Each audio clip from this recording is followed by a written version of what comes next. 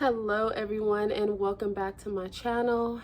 I know it's been a long time, but once I give you guys this second trimester update, you'll understand why. So before I get into today's video, I just want to take a moment to say hello to all of my new subscribers. I'm so very happy and so grateful to have you along on this journey with me. I hope that you enjoy motherhood, family style vlog videos. I'm excited to take you on this journey through my last pregnancy. For those of you who are new, I'm going to introduce myself again formally. My name is Vakisha. I am 35 years old. I have 5 baby girls. Yes, you heard it right, 5 baby girls. And I am pregnant with my 6th child, who is our one and only baby boy. I am in my 3rd trimester of pregnancy right now, and I am excited to update you guys all on my 2nd trimester update, and can't wait to get to the 3rd trimester update. Before I jump into this video, I do have to warn you, give a trigger warning, because there will be a specific point in this video where I give you guys an update about when I thought I lost my baby. That is very triggering to a lot of women who have been through that journey, as I have. For those of you who don't know, I've had 3 miscarriages over the past 2 years, going on 3 years. Is very hard, so I want to be sure to give you guys the warning. I will put a timestamp so that you know in the description, so that you know when that content is about to when I'm about to go into that content, because I will be showing a graphic photo. The reason that I'm doing this is because I immediately thought I was out. I thought this journey was over, and it was the start of a horrendous recovery process. I gave it no second thought. All of my faith went out the window. And I don't, looking back on it, I don't like at all that I just completely lost control. I'm a spiritual woman, and for me to just completely lose hope and just count myself and my family out the way that I did was pretty scary for me. And in that process, it was a lesson for me, and I feel like sharing it and being very descriptive and showing you guys what I saw from my point of view and why I reacted the way I did. I feel like showing you guys that, and now seeing the outcome of that being that I wasn't out, is a great lesson for all of us, that God is in complete control. We're not in control. Doctors aren't in control to a very certain extent. God has a plan. And so, yeah, I want to share that with you, but I will put a timestamp for the beginning and the end of that portion of the content, so that those of you who don't want anything to do with that portion can, head out during that time and fast forward to the rest of it. Okay, so just want to give that warning. So without further ado, let's get into the 2nd trimester update. With my 1st trimester update, I think I said that from weeks 15, 16, 17, and 18, they were pretty quiet weeks. I didn't have much to go over, and I said that I would skip those weeks in my 2nd trimester update and get right to the meat and potatoes of things, because week 19, baby. So week 19 started off normal, just like any other week. For this pregnancy, I have been extremely regular as far as my BMs. And I go into a new week on Tuesday. So Monday nights going into Tuesday, it's like my system cleans itself out. And so I went into work. I was working Thursday through Tuesday.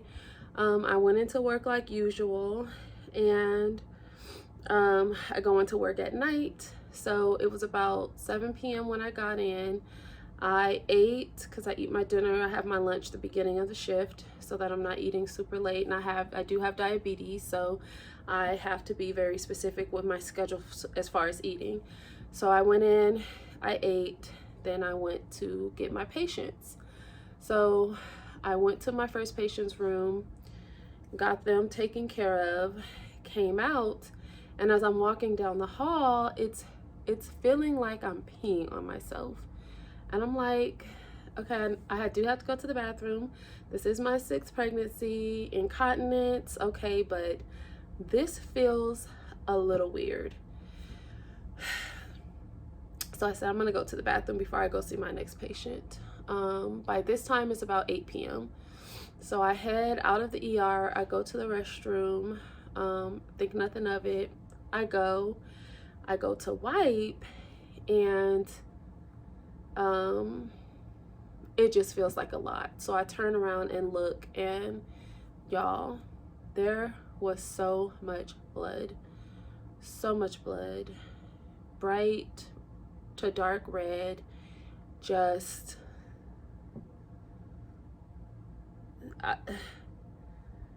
I'll insert the picture right here. Yeah, try to get through this point because it still gives me anxiety and makes me tear up a little bit. I didn't tell many people about this, so some of my friends and family that are watching this, this may be a surprise to you, but yes, this did happen. And I probably just sat there for about 3 minutes, sat on the toilet, frozen, just in shock. Like, all of my other miscarriages happened really early on in the first trimester, so I was just in complete shock and complete disbelief that this was happening. Right at that moment, I was like, it's done. Because there could not possibly be this much of it. I've had a subchorionic bleed before, which is just like a placental bleed that starts and stops during pregnancy. It's very common. This wasn't that kind of bleed. Now, I didn't have any cramping or anything like that. There was no warning signs. I wasn't feeling bad. It just happened. Now, I work at a hospital in the ER, and I was like, I'm not about to do this right here, right now, with all of my coworkers, the doctors that I know that I've befriended, the nurses that I know that I've befriended. I just wasn't in the headspace. So I immediately got up. I texted my supervisor to tell him I had an emergency with the pregnancy and I had to leave. I didn't know where he was on the floor, but I sent the message, and then something told me to go find him. So as soon as I walked into the ED doors, he was standing right there and he was reading my text. He never even looked up at me. He literally, because he knew this is discussion, he knows about my miscarriages. We've gotten to a very friendly place. He knew. So he never even looked at me. He was just like, go, go, go. Looking down at his phone. Go take care of yourself. Go. Don't worry about it. Go. So I shoot back over to where I'm logged in at and all my things, my belongings are. I have a coworker sitting next to me. By now, I've started to bawl. And I can't even pull myself together enough to clock out or even make sure that I've grabbed all my belongings. And I just looked over at my coworker and I was just like, Andrew, I gotta go. It's an emergency with the baby. Log out for me. Please, I'm crying. So men don't do well with crying women. So he was just like, I got you. He didn't know what was going on. He just seemed so nervous. Didn't even clock out, y'all. Got in my car, drove 20 minutes down to my women's center. And before I could even, I went to triage, and before I could even really get the words out of my mouth, and of course, they're labor and delivery triage nurses, so they immediately knew what was going on. When I tell you those nurses wrapped their arms around me, literally, physically, came and grabbed me and hugged me, it's okay. It's okay, mama. It's gonna be okay. Let's get you checked out. They got me checked out. I'm laying in the bed. A nurse came in. She asked if she could pray with me. I said yes. She told me to relax, calm down. And this is, she said, God is in control. We are not. You do not. Don't go there. She already knew. She's like, don't go there. So I immediately tried to pull myself together. Long story short, waited on the sonogram, which felt like forever. I was kind of worried because they came in and they did the sonogram. They didn't confirm that everything was okay. What she said was, I want to do a different type of sonogram on you. And at that point, I was just like, crap, it's a wrap. It's over. Like, this is what's happening. This is really happening. I will put the name of the sonogram that she did on me, because like I lose it right now. But it's not a transvaginal. It's on the outside. I don't know. I'll put the name in the description in here for you, because it was the first time I had ever heard of it, had ever had it, but supposedly it gives more detail. Long story short, this baby was doing just fine in there. I mean, just fine. Heart rate just fine. Moving just fine. There was no explanation. Nothing in my scan showed why I was bleeding. My placenta, it's not placenta previa. The only thing they can call it is a subchorionic bleed, but again, just no explanation for it. So that's why I say I wanted to share this, because y'all saw the photo. When you saw that photo, right, it goes through your mind that it's over, because this is just too much. Praise God. Praise God, praise God, praise God, praise God. He is in control, and that was a reminder for me. So the only other thing, I stopped bleeding. That was a Sunday going into a Monday. I completely stopped bleeding on Wednesday. So that was a long week for me. But it was the beginning of anxiety. And I'm very new to anxiety. I just started having anxiety in 2018. I had a few very traumatic events in 2018, and I had my first panic attack. And I don't, thank God, I don't suffer from continuous everyday anxiety, but it does rear its ugly head every now and then, and this was the start of that in this pregnancy, outside of the very first part of the pregnancy where I was just agonizing over whether I was going to wipe and see blood from another miscarriage.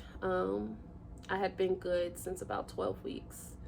So this was a good 7 weeks of just blissful pregnancy, no sickness, no anything that would give me anxiety, and this was the start of that. So I had that bleeding in week 19 and the start of anxiety. In week 20, my breast size doubled, y'all, huge. My areolas got bigger and very dark.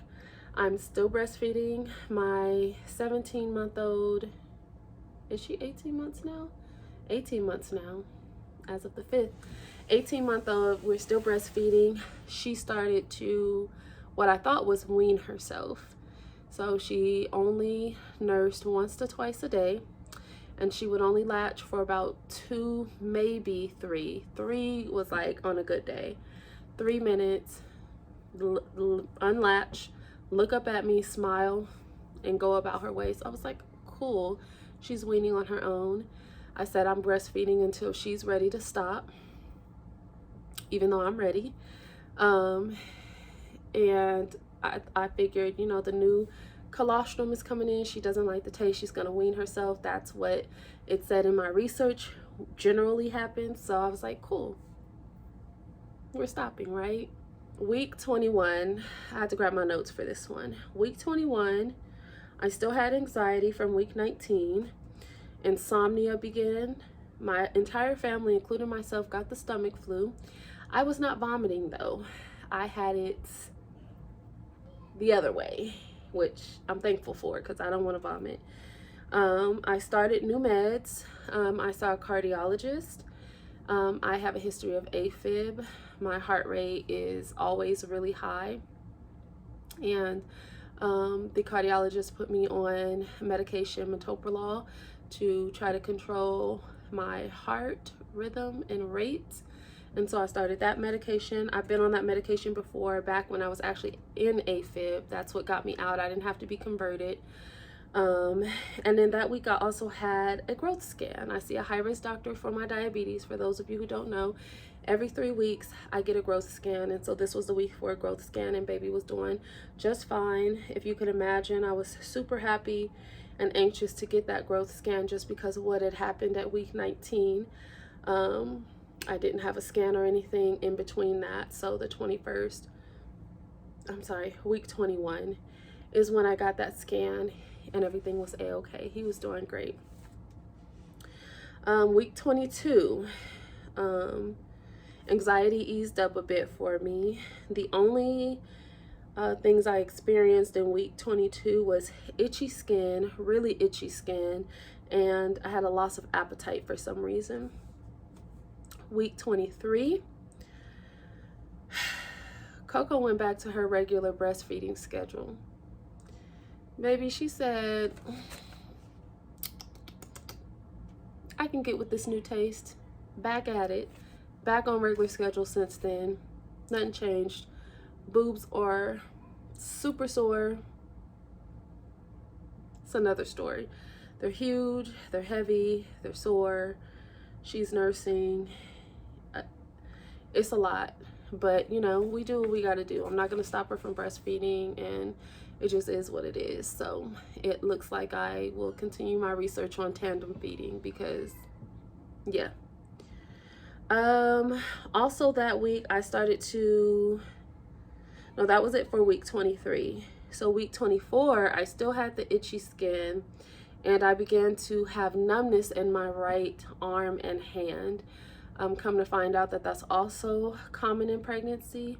And I do have carpal tunnel, so I don't know if that contributes to it. I have a girlfriend who experienced that in one of her pregnancies, so I actually need to reach out to her to talk to her a little bit more about that. But yeah, I started to experience that a bit, and that was a little bothersome. Week 25, I had still the itchy skin and the numbness in the right hand and arm. But I also started to get a mucus-like discharge and pelvic pressure, which I don't know if there was just growth, a growth spurt with him or what happened, but also started having lower back pain. I caught a cold and my hips felt really loose. Like, if you've experienced pregnancy this far along, then it's that pain like when you first wake up and you could hardly get up because your hips just feel so sore and they hurt, they ache. That's how it felt. Everything just felt like really loose, and I was just like, lower back pain, mucus-like discharge, pelvic pressure, few contractions here and there, or should I say Braxton Hicks, because they weren't continuous. Started to scare me a bit, right? So moving on to week 26, it was the exact same as week 25. Again, the cold got worse and my glucose numbers were still in range, but I started to feel just very yucky, specifically at night. So all of those things going on, plus a terrible cold. I got C19 in January, and ever since then, any type of sinus infection or cold lingers for weeks.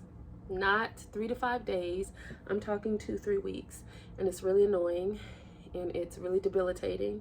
to be pregnant, immunocompromised, work in an ER where you're continuously exposed, not to mention the numbers have gone up and we're seeing positive COVID cases again. And to feel like this, it was really scary. So I'm gonna end this video here, but I'm gonna pick back up because now that I'm in my 3rd trimester, I gotta catch up for you guys. I'm actually 30 weeks tomorrow. So 3rd trimester starts at week 27, and I had some more stuff happen starting in week 27, but this is just the 2nd trimester update. So I'm gonna end this here, and I think I'm actually gonna cut this and then actually turn the camera back on and just jump into my 27-week update while I'm sitting here. Probably even 28. Maybe I'll do weeks 27, 28, and 29 all together. And then starting at week 30, which is next week, you'll get a video every week, as well as a belly shot. And because I'm high risk for preterm labor, I have diabetes, and so that means I'll also be getting a growth scan every week. You know what? I didn't mention that I had to have an echocardiogram on the baby as well. That was back when I started my medication, the same week I saw the cardiologist, which was week 21. Week 21, we have the echocardiogram. When you have diabetes, that puts you at a higher risk for a stillbirth, and it puts baby at high risk for heart disorders. So we had to do that. Baby boy looked great. I found out before I even left the office that the results were great. His heart very strong. So I'm going to wrap this video up here, as much as I just want to keep going into week 27 because it gets a little bit more juicy. I'm gonna wrap this one up here. It's already a little lengthy. If you are new here, again, welcome. So happy to have you. If you haven't subscribed, please do so. Hit that subscribe button, hit the notification bell so that you're notified every time I upload a new video. Again, remember, videos will be coming out weekly now. I usually give birth around 36 weeks, so we very well might have only 6 weeks left until this baby gets here. And I'm gagging because nothing's ready, and I'm getting ready for a baby shower. So yeah, I will see you guys in the next one. Bye.